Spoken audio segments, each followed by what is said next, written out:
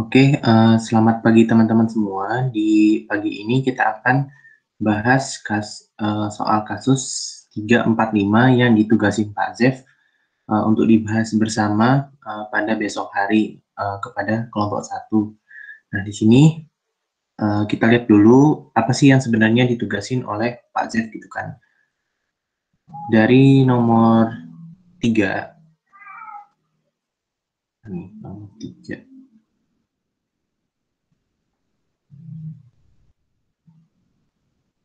Nah, nomor 3 itu tugasnya adalah membuat sebuah bagan organisasi secara struktural gitu kan oleh Apple Blossom. Nah, di sini kita dapat datanya dari mana? Dapat datanya itu dari halaman 20 di buku ini juga. Nah, halaman 20 itu berisi tentang struktur organisasi yang ada di perusahaan tersebut. Tuh. Nah, ini. Jadi, secara garis besar, perusahaan itu dibagi menjadi 4 bagian gitu kan. Ada 6 bagian. Receiving dock ini yang penerimaan, gudang, kemudian repackaging, shipping, garage dan office. Nah, terus dikasih rincian singkatnya mengenai masing-masing major areas. Nah, yang informasi di atasnya itu sebenarnya nggak usah dibaca terlalu lama. Yang penting tuh mulai dari sininya nih. Nah, dari sininya baru kita bisa membuat bagan atau struktur dari perusahaan tersebut. Nah, di sini biar nggak terlalu lama, kita lihat dari kuncinya yang dikasih oleh Ismi ya. Nah, ini yang dikasih Ismi nih.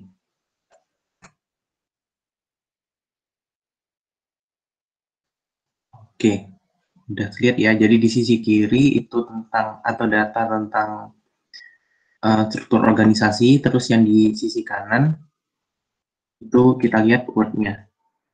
Kita lihat dulu untuk si perusahaan ini pertama kali atau yang paling atas itu selalu posisinya dipegang oleh pemegang saham. Karena yang sebenarnya punya perusahaan itu kan pemegang sahamnya, bukan presidennya. Nah, ini kalau kita lihat di contoh penugasan yang dikasihin Pak Zef, itu juga ada tuh. Gimana ya? Nah, di sini. Kalau di sini disebutnya sebagai Board of Director. Nah, itu mana sih yang lebih tepat? Menurutku sih yang lebih tepat itu Board of Director. Karena kalau pemegang saham ini kan pemegang saham secara general tuh kan. Maksudnya mau yang kecil, mau yang besar, semuanya ditaruh di sini. Tapi kalau misalnya kita pakai istilah Board of Director itu adalah perwakilan dari pemegang saham gitu. Jadi dia apa ya, punya kendali langsung, punya pengaruh langsung kepada perusahaan dibanding di sini cuma pemegang saham. Jadi di sini ada yang kurang tepat tuh. Yang pertama di pemegang saham seharusnya diganti dengan Board of Director atau kalau di Indonesia itu Dewan Komisaris kalau nggak salah. Gitu. Nah, terus kita lihat di bawahnya itu adalah Larry Lancaster, si presidennya. Ini ya. Nih. Larry Lancaster itu punya tanggung jawab yang besar, tanggung jawab secara keseluruhan untuk operasi si perusahaan. Itu. Louis McWhorter adalah sekretaris dari presiden. Nah, berarti karena di sini kan pertama Larry Lancaster itu tadi dia punya tanggung jawab yang besar kepada perusahaan. Terus kalimat keduanya langsung menjelaskan tentang sekretaris presiden. Nah, berarti kita bisa bilang kalau Larry Lancaster ini adalah presidennya. Nah, terus dibantu oleh si Louis McWhorter. Nah, untuk memastikan ini nih sebenarnya sekretaris itu harusnya di sini di bawah presiden atau di bagian apa kepala divisi itu kan. Nah, itu gimana cara ngeceknya? Itu harus ngelihat dari sini. Dari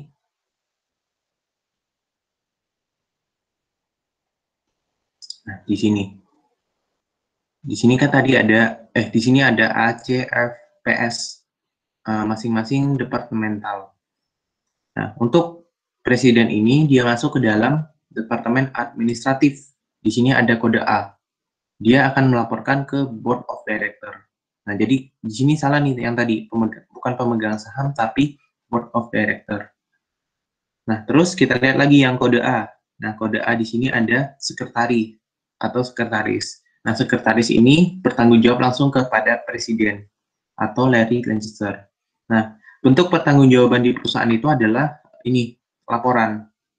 Jadi kalau misalnya ini, sekretaris itu melaporkan ke Larry Lancaster, berarti dia bawahannya presiden langsung. Kita lihat lagi nanti, misalnya bendahara itu langsung melapor ke Larry Lancaster, berarti dia bawahannya presiden gitu. Beda nanti kalau misalnya yang ini, purchasing agent di bagian P nih, ada namanya Thierry Palmer. Dia mereport ke Theodore Brown, di mana Theodore Brown ini adalah kepala divisi produksi. Nah, berarti dia tuh adalah bawahannya kepala divisi produksi. Nah, gitu ya. Jadi, bentuk pertanggungjawaban atau bentuk struktural dari perusahaan itu dinyatakan dalam laporan atau kegiatan melaporkan. Di sini ditulis sebagai reports. Nah, jadi di sini sekretarisnya udah benar posisinya. Terus kita lihat lagi yang kodenya A, karena kita masih bahas tentang administratif. Nah, di bagian administratif yang kodenya A itu ada, kita lihat deh di sini. Ini, mail room clerk. Nah, clerk ini berarti tukang catat atau juru tulis gitu kan. Nah, mail room itu kayaknya semacam persuratan. Jadi, petugas persuratan atau pencatat persuratan itu juga boleh. Nah, kita lihat dia bertanggung jawab kepada siapa? Dia bertanggung jawab kepada Louis McWhorter. Berarti Louis McWhorter di sini kan tadi sebagai sekretaris tuh. Langsung aja kita buat garis lurus ke bawah. Di sini langsung petugas persuratan. Gerard Platt. Gitu ya. Nah, itu untuk bagian administrasi. Kemudian kita baca lagi yang bagian kedua atau departemen kedua.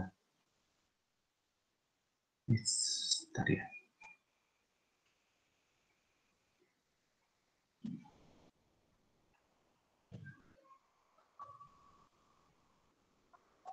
Nah, di bagian kedua kita mau membahas mengenai departemen produksinya. Nah, departemen produksi itu dikepalai oleh Theodore Brown. Ini ada keterangannya, the production superintendent. Dia punya otoritas untuk keseluruhan dari plan, terus dia tuh diasistenin oleh Terry Freitag. Kalau di sini terjemahannya kepala seksi produksi gitu kan.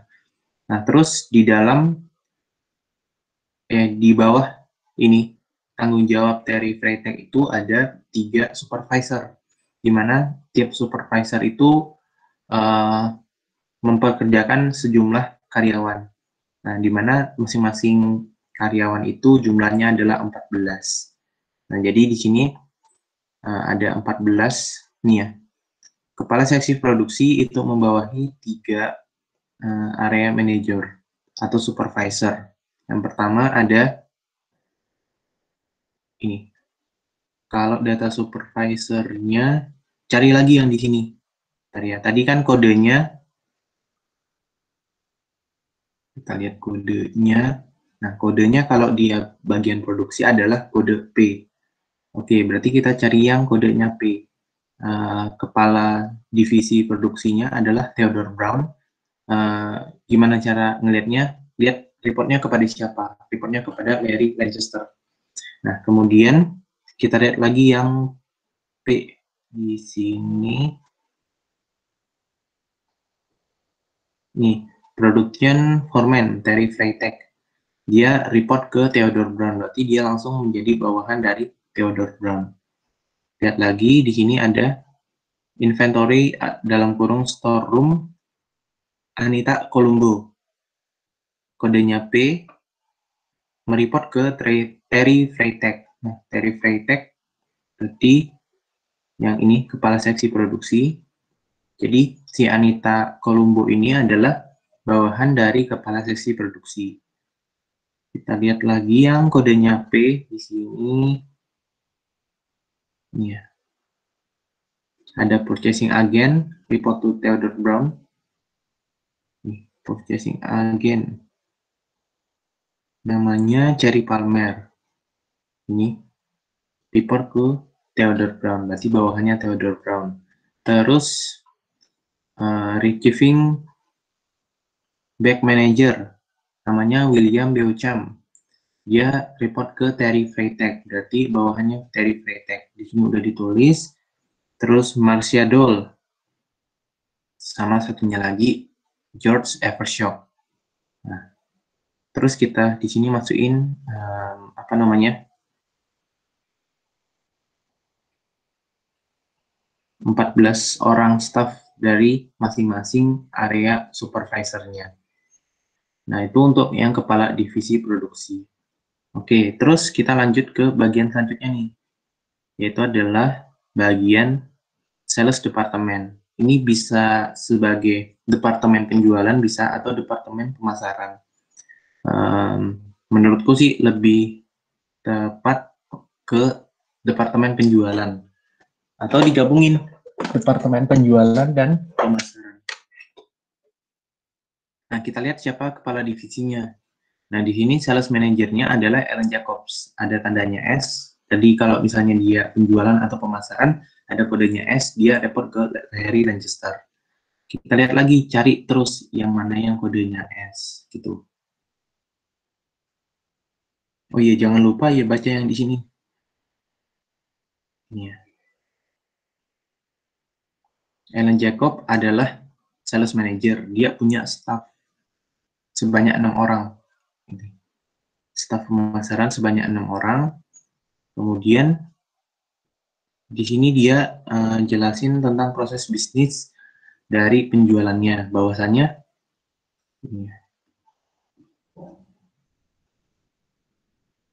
Bahwasanya perusahaan ini sales personnya atau orang yang tukang jualin atau tukang pemasarannya itu bakal menelpon customer yang ada di Chicago paling nggak seminggu sekali. Nah, sementara kalau di luar Chicago dia bakal menelpon 1 bulan sekali gitu.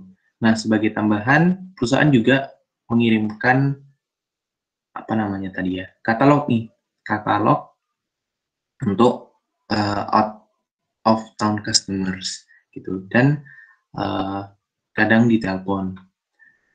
Terus Brenda nih, the credit manager Brenda Robertson berkoordinasi dengan sales area dan accounting department, tapi dia report ke Ellen Jacobs. Nah ini, untuk credit manager meskipun dia bekerja antara sales area dan accounting department, tetap kita lihat kepada siapa dia melaporkan pekerjaannya.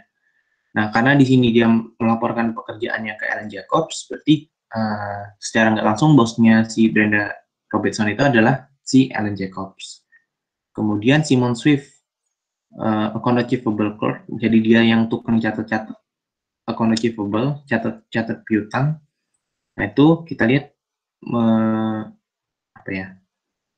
mengerjakan buku besar untuk piutang dan mengasisten Brenda Robertson. Nah ini, jadi ditulisnya di sini, petugas pengelola piutang Simon Swift. Itu ya. Nah itu untuk kepala divisi pemasaran. Terus kepala divisi akuntansi, cara kerjanya kayak tadi, boleh baca ini dulu atau langsung kepada yang kode A, kode C, kode P, kode S gitu. Di divisi akuntansi kita lihat ada Parker Shelton, dia tuh dibantu oleh Donald McKenna sebagai bookkeeper, ini penata usahaan pencatatan, dan juga tukang catat atau juru tulis dari account payable untuk mengassist him, untuk membantu dia. Jadi di sini yang udah langsung ditulis, pemegang buku jurnal sama petugas pengelola utang Dave Dole. Langsung bertanggung jawab ke Parker Shelton. Nah terus satunya lagi adalah nih, administratif udah, accounting udah, finance udah, finance belum nih. Nah, untuk finance di sini ada salah ketik nih, yang ini. Yang di sini bisa diganti sebagai nih yang F, treasurer atau bendahara. Nih, jadi di atasnya judulnya itu diganti sebagai bendahara. Terus kita lihat dia di sini kan F nih. F taruhnya di mana? Kita lihat di bagian reports-nya. Reports to Larry Lancaster. Berarti dia udah langsung ditaruh di bawah sini. Nah, namanya tuh bukan Louis McWhorter, karena Louis McWhorter ini tadi udah dipakai di bagian sekretaris. Nah, nama yang benar adalah Lillian Stockton. Nah, terus kita cari lagi yang bagiannya F, atau finance. Nah, di sini ada kasir. Kasir namanya Pamela Lewis, di sini udah ditulis dengan benar. Nah, sampai sini dulu nih untuk yang 3A. Ada yang mau ditanyain nggak?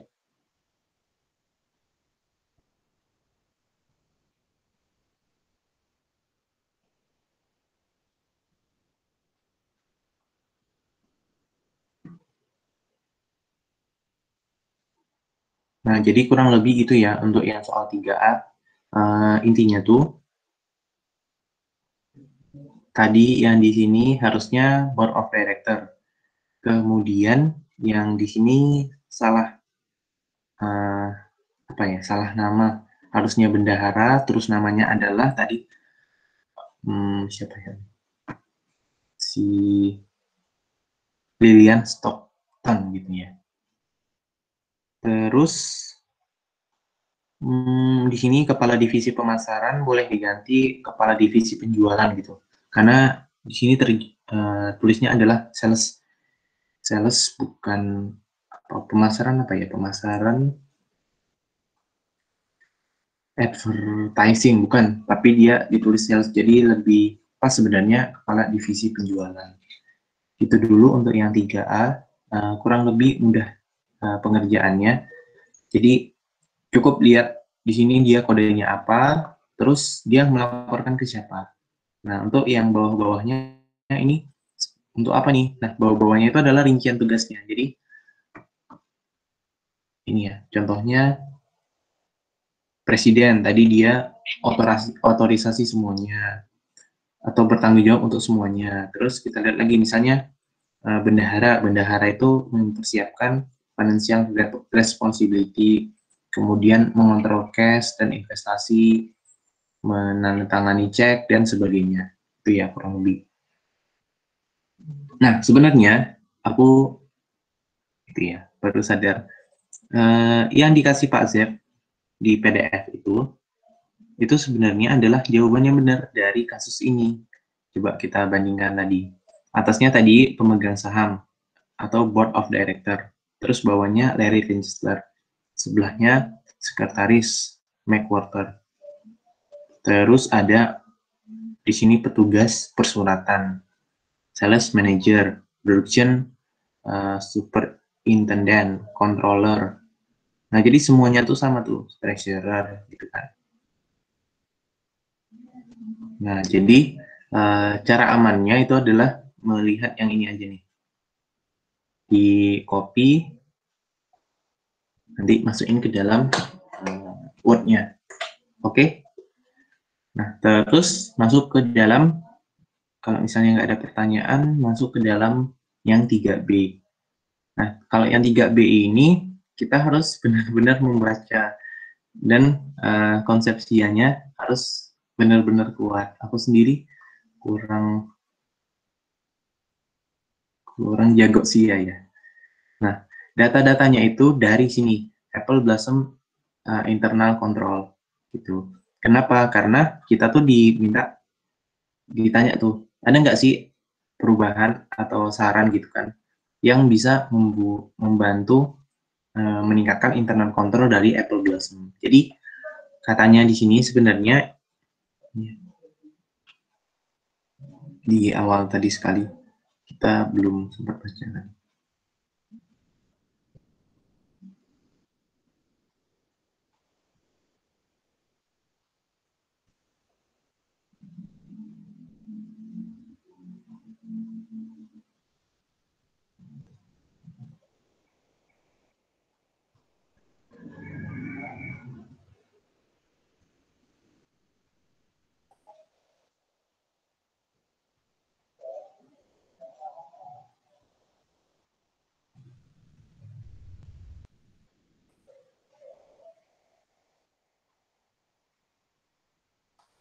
Aduh, nggak ketemu yang di sini aja nih. Jadi permasalahan di Apple Blossom ini organisasinya katanya masih kecil gitu kan, sehingga dia belum ada internal kontrol yang kuat, juga belum ada komite audit dan sebagainya, gitu ya. Nah, kita bahas satu-satu aja. Ini saranku kita kopas aja gitu kan. Kopas nanti, tapi harus tahu kenapa dikopas gitu. Pertama, tidak terdapat komite audit. Nah, komite audit ini, bentar ya. Komite audit.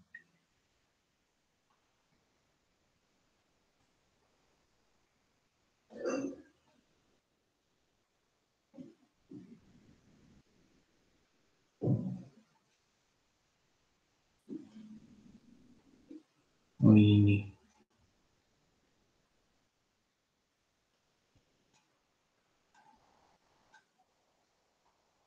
Nah, di sini nih. Risk Assessment Policies. Nah, ini yang tadi disebut. Apple Blossom itu hanya sebuah organisasi atau perusahaan yang kecil, sehingga dia belum ada formal policies atau kebijakan khusus untuk mengurangi resiko, menentukan resiko. Ini ya. Policy, company officers, managers. Nah, sehingga mereka itu di sini belum ada namanya komite audit gitu. Nah, kenapa harus ada komite audit? Nah, komite audit ini apa ya? Jadi ada auditor eksternal, ada komite audit, ada perusahaan. Nah, tugas komite audit ini adalah menjembatani.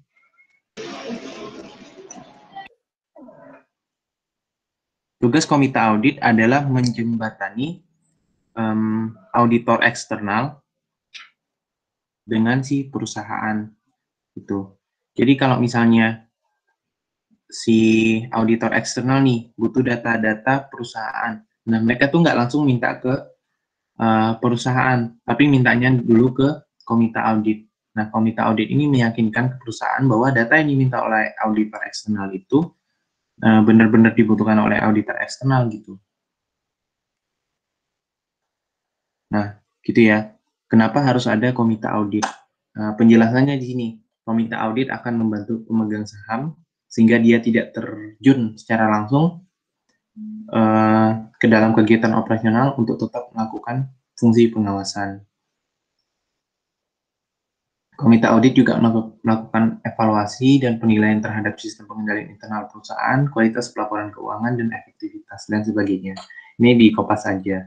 Nah, terus permasalahan kedua, tadi kan di paragraf pertama tadi, atau di bagian terakhir tadi, itu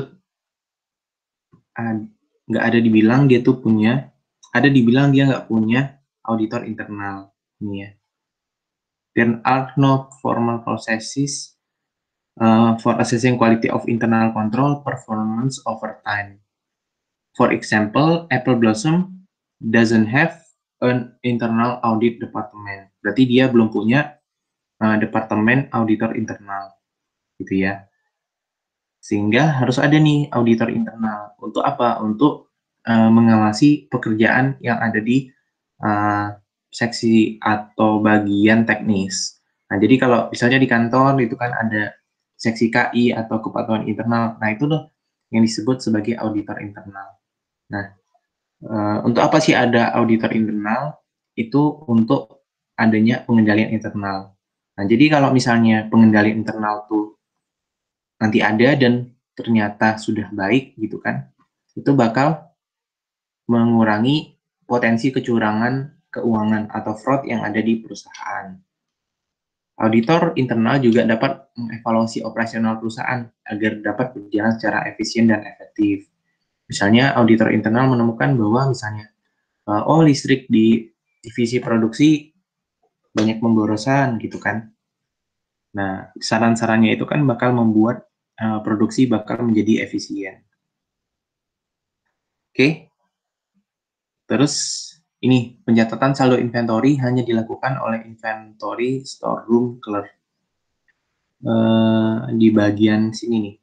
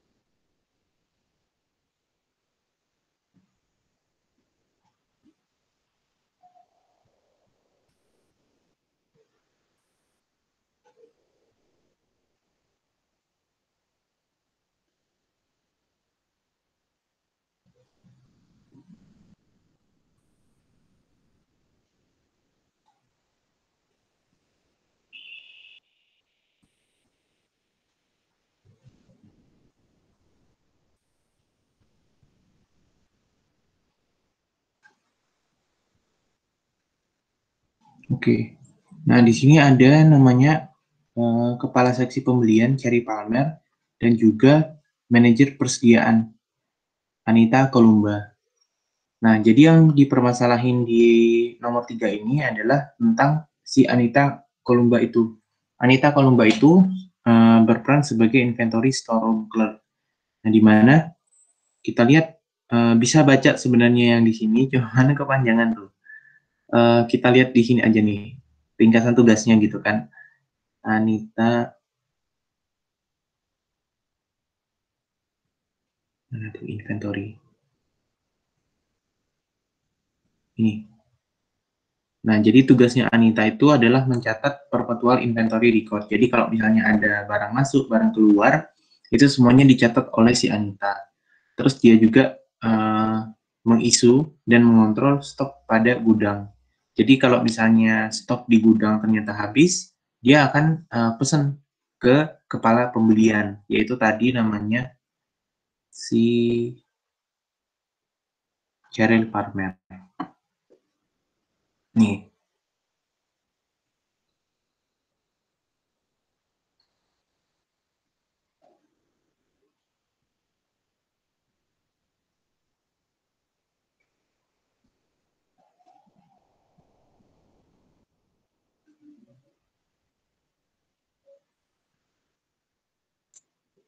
nih ya. Jadi si inventory store mengelola itu punya tugas untuk menerima barang yang masuk, terus mengambil barang yang dipesan pelanggan dan mencatat pergerakan jumlah inventory perusahaan. Yang ini yang secara perpetual tadi. Nah, untuk tugas lainnya itu ada di bagian sini. Dari sini sampai sini. Nanti dibaca aja gitu kan. Nah, permasalahannya kenapa sih ini dipermasalahin? Nah, jadi kalau bisa di perusahaan itu antara yang mencatat, antara mencatat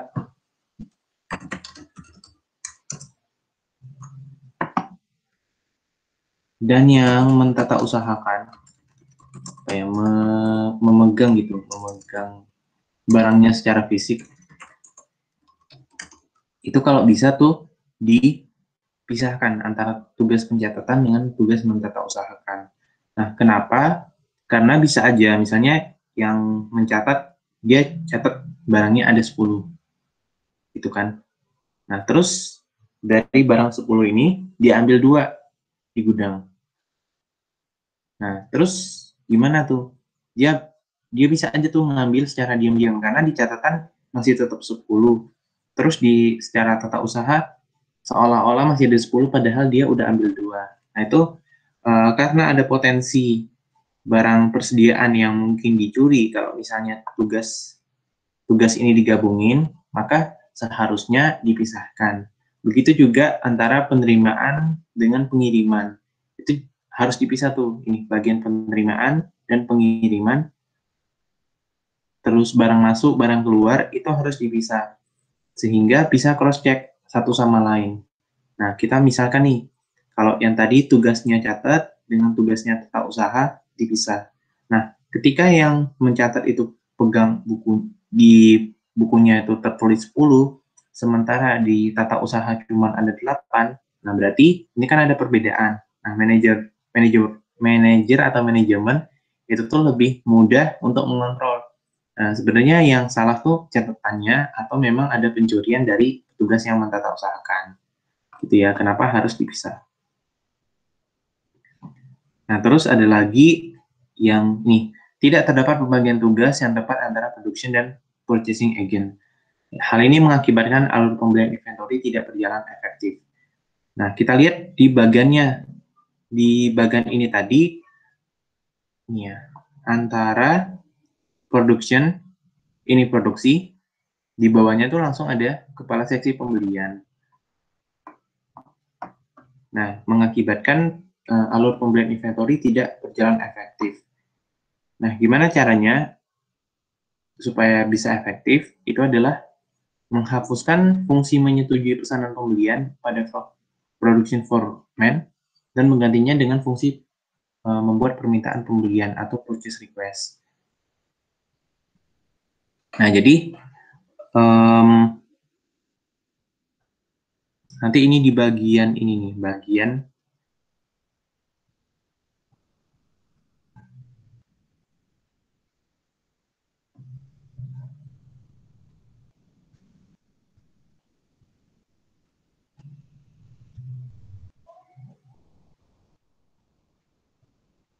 sales or credit sales sama bagian inventory purchases. Nah, jadi kalau di perusahaan yang benar, jadi dari departemen produksi, sebentar, harusnya dari departemen penjualan. Nah, departemen penjualan di sini ditulis S, terus ada departemen produksi. Departemen penjualan itu bakal mengirimkan jumlah barang diminta ke bagian gudang.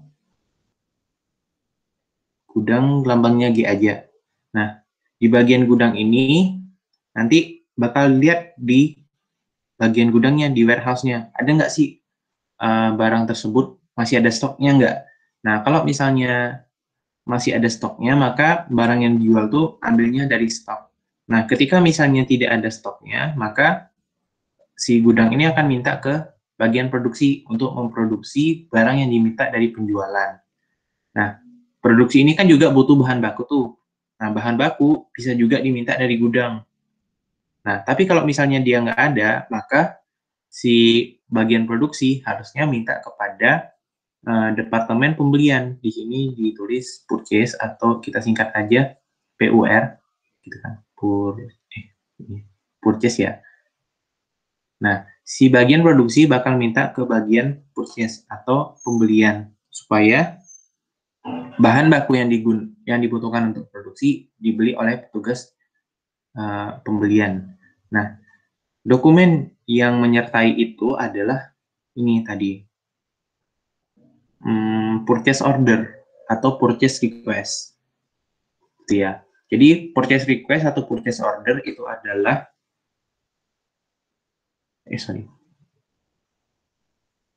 teruskan fungsi pembeli. Jadi purchase order atau purchase request itu adalah apa namanya, surat dari departemen produksi untuk meminta pembelian oleh departemen pembelian untuk bahan baku. Tuh.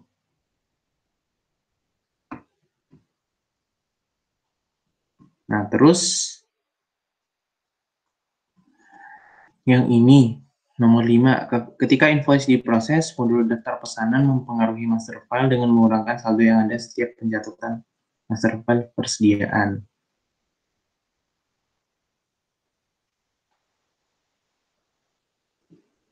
Oke, satunya lagi, aset tetap masih dikelola oleh petugas pengelola utang. Nah, ini kalau di sini karena apa ya, kan ini petugas pengelola utang harusnya fokusnya ke utang aja gitu. Nah, kalau bisa di perusahaan ini ditambahin satu bagian baru namanya bagian aset tetap.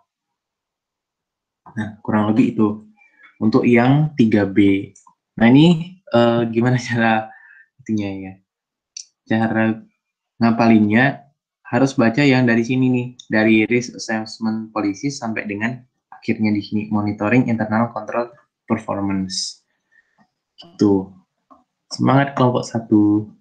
Nah, terus oh iya, di sini tadi kan diminta 3C itu membuat usulan perubahan struktur organisasi. Nah, jadi apa yang kita tulis di sini itu harus tercermin di sini. Nah, tadi kan kita tulis misalnya ada komite audit. Komite audit ini posisinya di sini. Terus ada auditor internal, ada bagian aset tetap. Nah, itu. Terus yang produksi sama pembelian tadi, itu kan cuma sekedar persulatannya aja, jadi nggak usah diganti secara strukturalnya. Nah, terus masuk ke flowchart dari siklus pelaporan keuangan. Nah, siklus ini juga kalau aku lihat tadi, itu tuh hampir sama dengan ini, contoh pengerjaan tugas. Nih.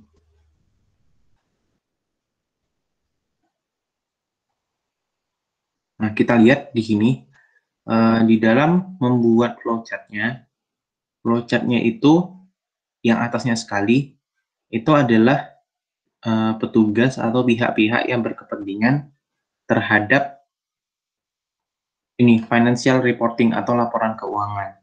Nah, masuknya dari mana? Nah, masuknya itu dari yang ini dulu nih. Maksudnya datanya itu pertama kali diterima oleh bagian yang ini. Nah, kalau di dalam di Word itu dia lebih apa ya? Lebih lengkap gitu kan. Nah, kita review sedikit di dalam SIA, Sistem Informasi Akuntansi, itu kan ada beberapa lambang-lambang tuh.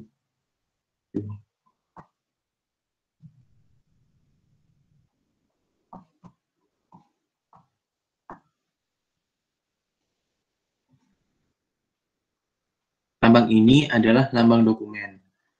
Ini jurnal, terus yang ini proses dimulainya, aktivitas. Ini kalau misalnya ada pertanyaan, misalnya quantity difference. Kalau misalnya berbeda, berarti dia pilih yes. Kalau misalnya tidak berbeda, pilih no gitu kan. Terus yang di sini untuk menunjukkan kepada siapa dokumen itu dibutuhkan. Nah, terus yang ini untuk caption atau keterangan anotasi gitu kan. Ada catatan khusus nggak? Terus flow lines ini garis yang nunjukin alur dari data. Ada lagi yang ini, yang biasanya dipakai file atau database. Ini simbol yang mengindikasikan file yang disimpan dalam disket atau hard drive. Gitu ya. Nah, yang dipakai di sini tadi ada yang ini. Ada di sini.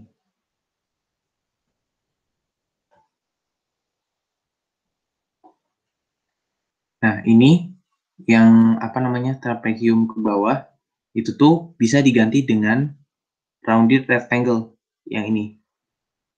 To show the beginning on or ending of the flowchart or the retrieve or transmittal of information. Nah, jadi kalau di bukunya siapa ya? Buku SIA kita semester 4 yang ini nih menunjukkan beginning dari activities, awal dari aktivitas.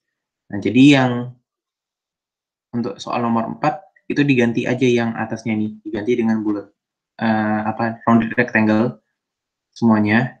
Nah, terus ini dimasukin ke dalam sales entry module. Nah, yang ini itu nggak usah ditulis, nggak apa-apa tuh. Ini kan memasukkan pesanan ke dalam sales entry module, pesanan ke sales entry module. Bagusnya langsung gini aja.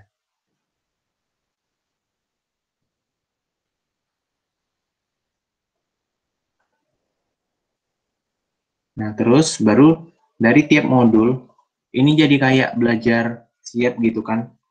Misalnya ada modul penerimaan, modul aset tetap, modul inventory, modul kas, dan sebagainya. Nah, dari tiap-tiap modul itu, ini bakal membuat ayat jurnal. Nah, ayat jurnal bakal masuk ke jurnal entry transition file, terus bakal diupdate tiap harinya di general ledger atau buku besar. Nah, dari kegiatan mengupdate itu bakal masuk ke dalam master file atau database dari general ledger. Nah, general ledger itu bakal menciptakan trial balance dan financial statement. Nah, di sini kalau kita lihat, di sini ada trial balance, ada financial statement. Di sini juga ada trial balance sama financial statement. Nah, itu maksudnya gimana? Maksudnya di sini kita lihat di bookkeeper. Bookkeeper itu menghasilkan trial balance dan financial statement. Selanjutnya, trial balance dan financial statement ini bakal dikirim ke presiden atau other manager. Nah, itu ya kira-kira untuk yang flowchart-nya.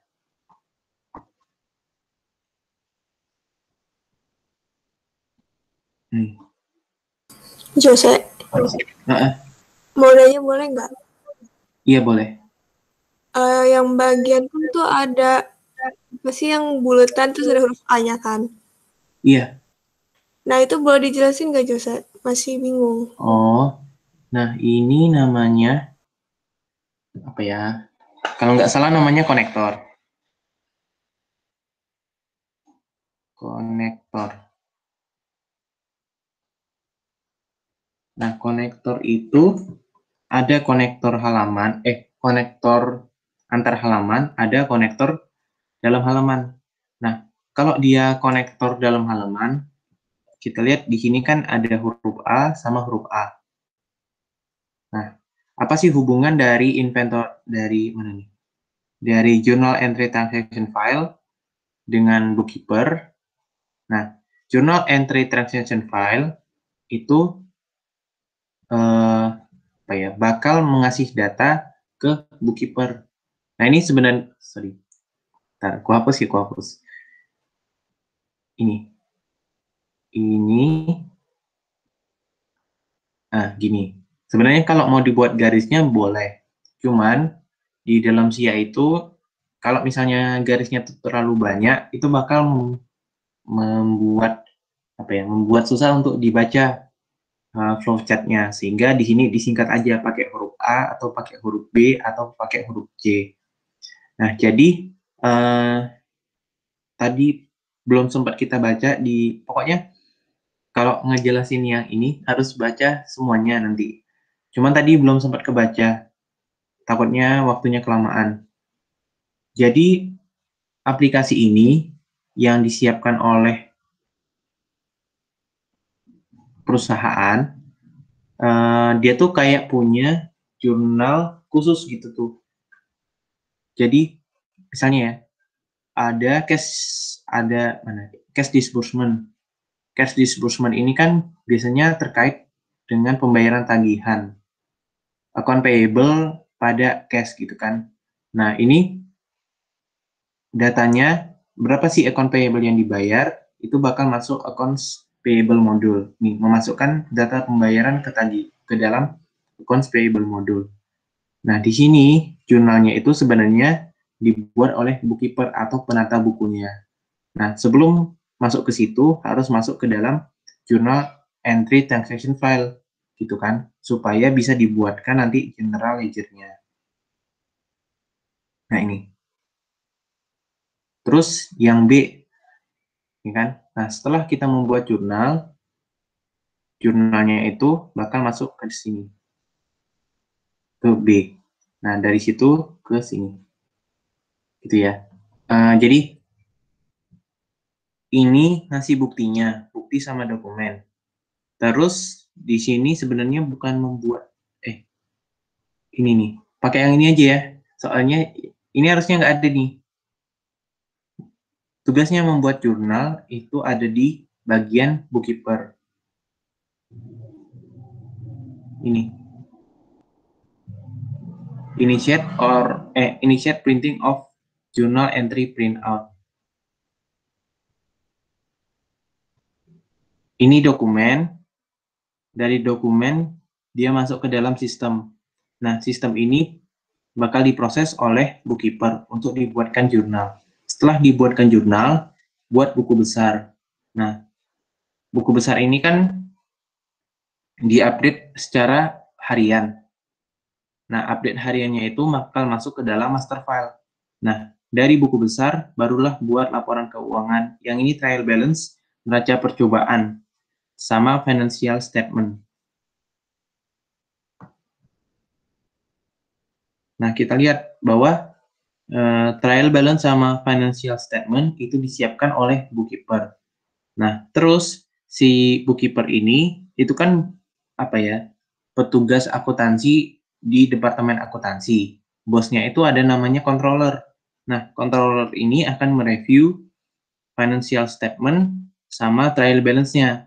Nah, setelah itu financial statement sama trial balance itu bakal dikasih ke presiden atau other managers. Nah, di sini kenapa cuma ada financial statement, kenapa nggak ada trial balance? Nah, trial balance itu adalah neraca percobaan. istilahnya ini belum ada jurnal penyesuaian atau adjusting. Nah, setelah dia ada jurnal penyesuaian atau adjusting, itu nanti hasil akhirnya adalah financial statement. Nah, gitu. Kalau pakai yang ini, itu seolah-olah, nih, di sini kan kalau kita buat kotak, berarti yang membuat jurnal di sini adalah inventory purchase-nya. Nah, padahal kan yang membuat jurnal di sini seharusnya adalah di bookkeeper-nya, gitu. Nah, jadi yang ini menurutku salah. Atau kalau misalnya mau tetap pakai yang ini, kita lihat di sini dia tuh kalau dibuat kotak ke bawah, tuh kan nggak ada siapa-siapa tuh yang membuat, nggak ada pihak yang membuat airtune, gimana ya? Nggak ada pihak yang ngerjain gitu. Bagusannya pakai yang ini sih. Tadi siapa ya? Fadila ya? Iya. Nah, bagusannya pakai yang contoh di Pak Zef aja. Takutnya ditanya, maksudnya di sini kan inventory purchase, siapa sih yang membuat jurnal, apakah inventory purchase atau bookkeeper? Harusnya yang membuat kan tugas akuntansinya, yang bookkeepernya. Terima kasih, Jose.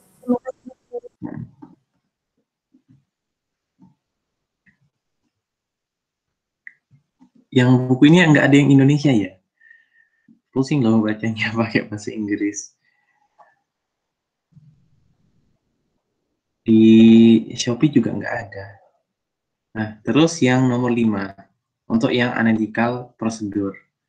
Nah, ini pertama diminta, nih ya, change analysis atau perubahan masing-masing akun.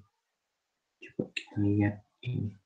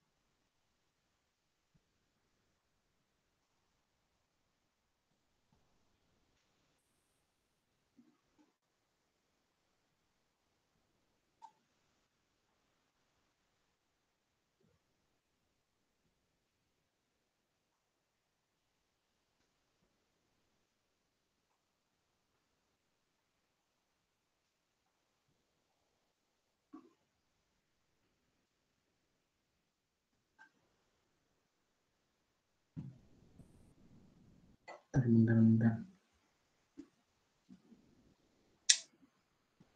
Ada yang tahu nggak ini dapat datanya dari mana? Aku baru sadar. Nggak dapat. Ada di bawah, Jos. Di halaman 146 kalau nggak salah. 146. Oh ini ya, iya. Makasih ya. Nah, di sini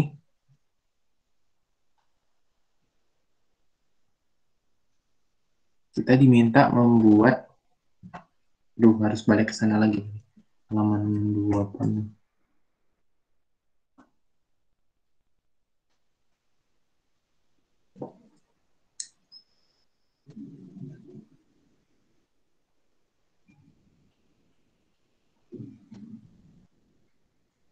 Nih, kita nomor 5 ini diminta membuat analytical procedure dan risk analysis. Nah, analytical procedure ini digunakan untuk mencari informasi yang valuable, yang bernilai dari tahap perencanaan. Nah, biasanya ini ya. Biasanya jenis-jenis analytical procedure yang digunakan itu adalah pertama perbandingan antara current period dengan periode sebelumnya. Terus yang kedua, analisis dari financial ratios dan eksaminasi dari interrelationship of financial dan non-financial information. Nah, pertama kita diminta mencari change analysis. Ini ternyata ada di halaman 146 atau halaman bukunya, halaman 261. Ini ada saldo per audit 31 Desember 2002 dan 31 Desember 2003. Nah, masing-masing saldo ini kita pindahin nih ke dalam Word atau Excel. Kayaknya sih yang nomor 5 dikerjainnya di Excel aja. Nah, apa yang diminta di sini adalah mencari berapa dollar change dan berapa persen change. Halaman 27 tadi. Nah, ini. Calculate the dollar increase or decrease sama persentase increase or decrease-nya. Jadi, ini cuma dicari berapa selisihnya. Nah, kalau misalnya ini kan 2002 nih, ini 2003. Contohnya yang cash Big City National Bank dari 500 ribuan ke 846-an. Itu naiknya 300 ribuan. Nah, persen change-nya 65%. Nah, kalau pakai rumus Excel, berarti nanti misalnya, berarti pakai ini aja nih.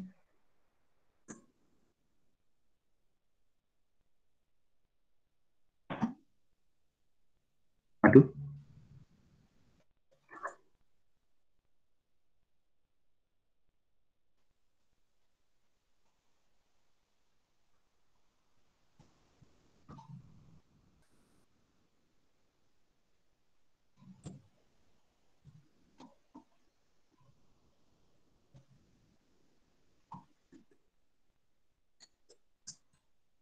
Kalau mau pakai rumus Excel, berarti sel yang di sini dikurangin ini. Contohnya, misalnya ini C2, dikurangi dengan C1.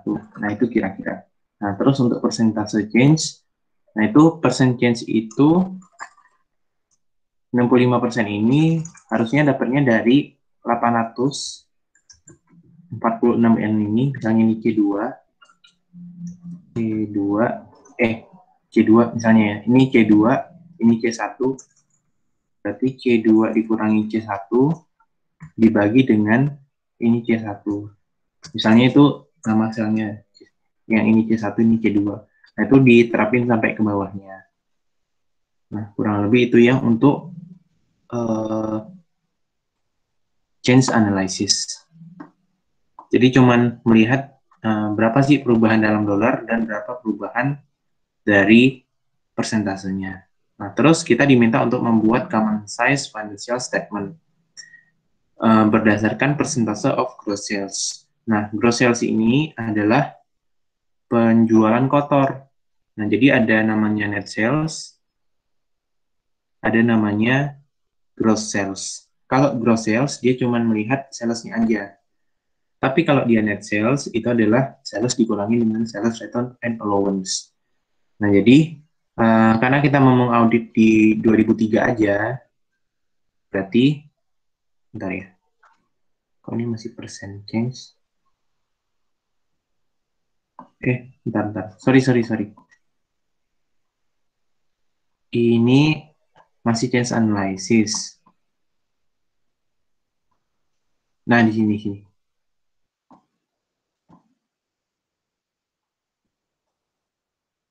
Oh, ternyata kita diminta mencari 2002 sama 2003. Nah, jadi ini kan kita tahu tuh angka salesnya di 2002 adalah 3906.577. Nah, ini nanti berarti persentasenya adalah 3906.5777 dibagi dengan 3906.577, maka dapat 100%. Nah, demikian sampai ke bawahnya gitu. Yang untuk income statement-nya. Terus, nah, kenapa cuman income statement? Karena di sini dia cuman bilang income statement working trial balance aja gitu. Nah, kalau misalnya dia diminta laporan posisi keuangan atau laporan neraca, itu biasanya ditotalkan berdasarkan total aset. Misalnya ini total asetnya tadi 32751915. Berarti nanti cash di sini 846 dibagi 3275 gitu. Tapi kalau dia income statement biasanya berdasarkan sales atau gross sales. Nah, terus ke financial ratios. Nah, ini sama kayak yang dipelajarin di manajemen keuangan atau analisis laporan keuangan. Nah, di sini rumusnya udah ada, nanti tinggal dimasukin ke rumus. Nah, cuman yang mungkin ditanyain itu gimana interpretasi terhadap rasionya.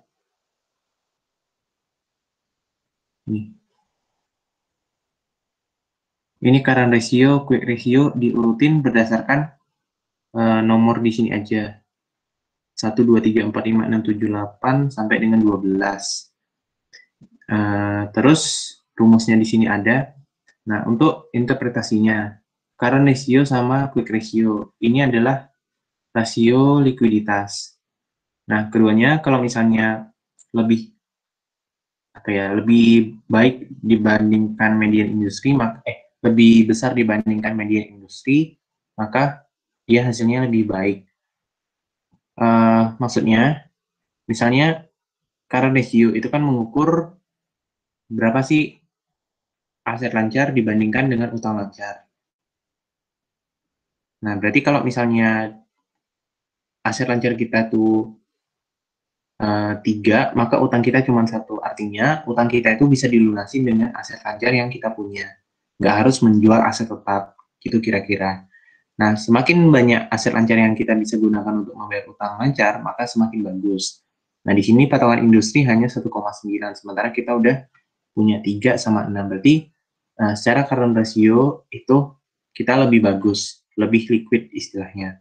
Terus untuk quick ratio, ini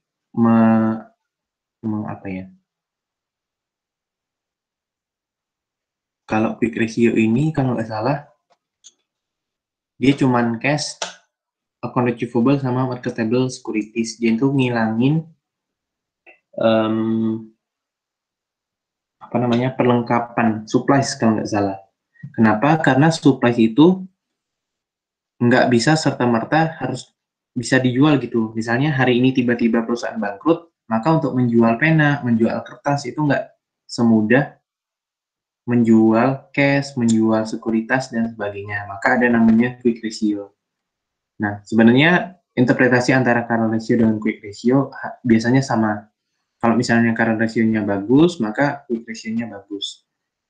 Terus account receivable turnover. Nah, ini mencatat berapa kali piutang tersebut berputar atau dikonversikan menjadi kas kalau nggak salah. Dikonversikan menjadi penjualan. Nah, artinya semakin sering berputar, dia semakin bagus. Nah, terus days receivable ini berapa hari yang dibutuhkan oleh perusahaan untuk mengkonversi piutang menjadi kas. Istilahnya, berapa jumlah hari penagihan. Ternyata di perusahaan ini di 2002 cuma dibutuhkan 12 hari untuk penagihan piutang. Nah, cuman di 2003 dia tuh menurun.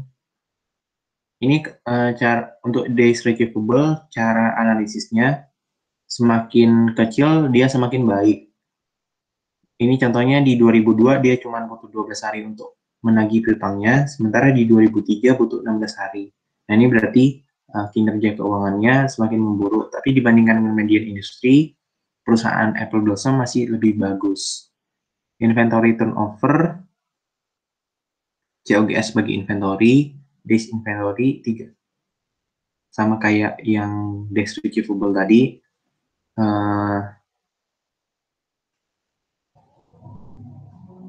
Terus asset turnover,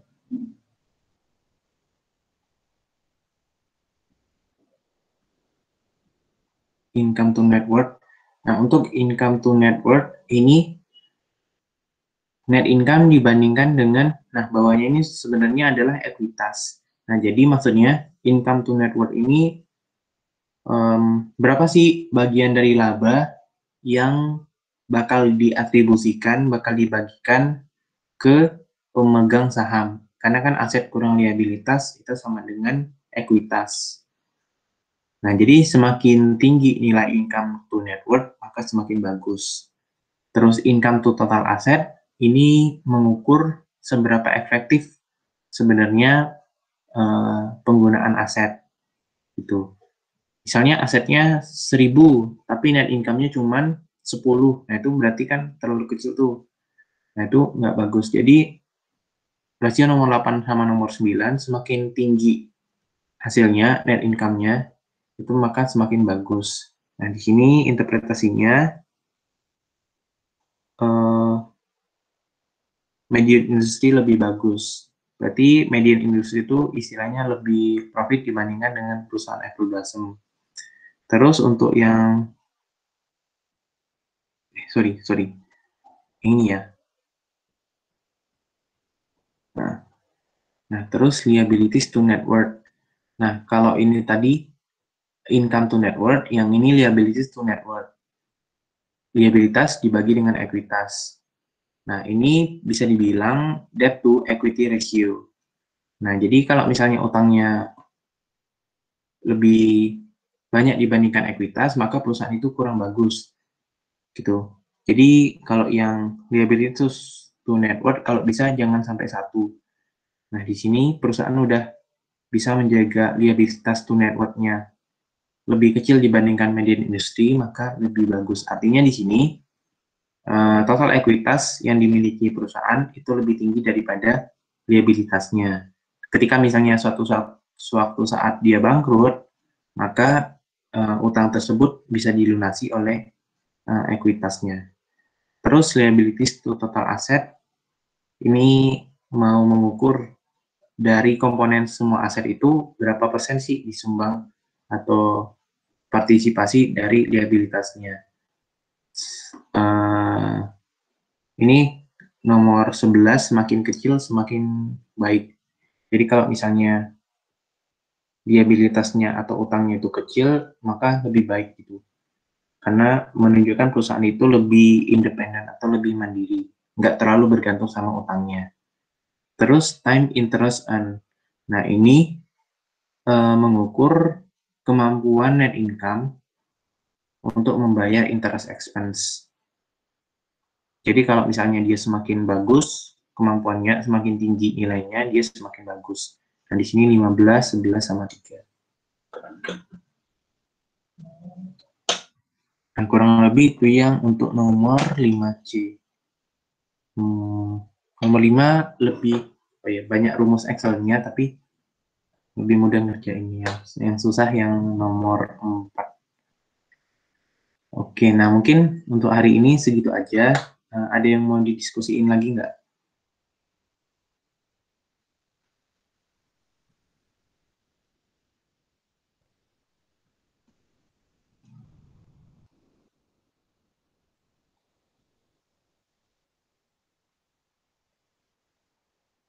Nah, kalau misalnya nggak ada, mungkin yang untuk nomor 4 tadi kan belum sempat terbahas, bukan? Nah, aku juga kurang ngerti bahasa Inggris. Nanti lihat dari sini aja, terus diinterpretasikan ke sini, flowchart dari siklus pelaporan keuangan. Mohon maaf atas ketidaksempurnaannya. Terima kasih teman-teman udah meluangkan waktunya. Nanti rekodnya akan dikasih ke Dian, terus Dian ke kelas, gitu ya.